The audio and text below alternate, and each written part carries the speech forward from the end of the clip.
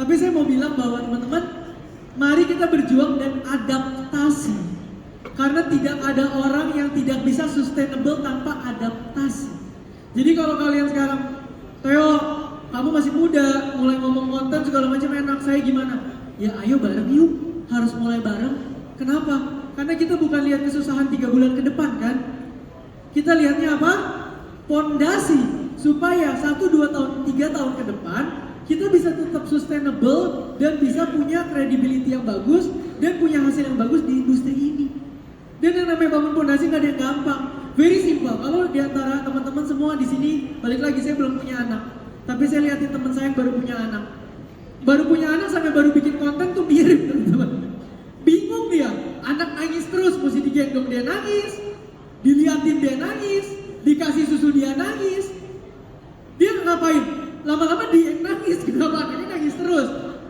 Sama aja kayak kita mau masuk dunia konten, kita juga bingung. Tapi setelah 3 bulan ini dia urus anak, saya lihat dia udah lebih capable ya, udah lebih political sama istrinya gitu ya.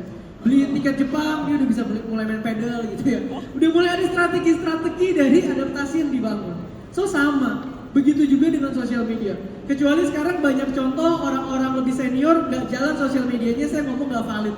Balik lagi, Om Deddy Corbuzier umur 50. Sekarang nomor 1 industrinya apa? Sulap? Bukan. Industrinya apa? Digital media. Kalau kita mau ngomong yang bikin podcast, harusnya anak muda yang bikin podcast. Teman-teman tahu Om Helmi Yahya? Kemarin saya baru podcast di tempat dia. Tahu nggak Om Helmi Yahya sehari nge-host berapa podcast? Bisa tebak nggak bro, sehari host berapa podcast? Usia beliau 2, 3, 7.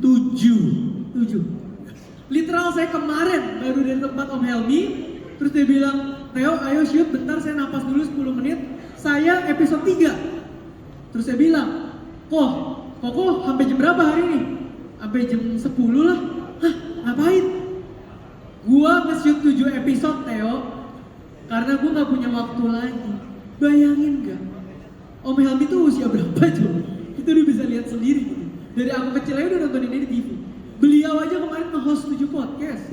So, kalau beliau aja yang udah di posisi itu mau nge-host 7 podcast, berarti there is something definitely worth it di sana. Ya kalau kita udah makin dewasa, kita punya duit, waktu terbatas, kita pikirin apa sih? Ini worth it atau enggak ya nggak sih? Kita pilih-pilih. Tapi kalau sekarang di level mereka aja berani spend waktu 10 jam di sana, ya berarti itu definitely something. Ada harta di situ yang kita belum bisa lihat, kecuali kita udah injek situ. Gitu ya, kira-kira itu aja teman-teman. Semoga apa yang di-share hari ini boleh jadi berkat. Oke.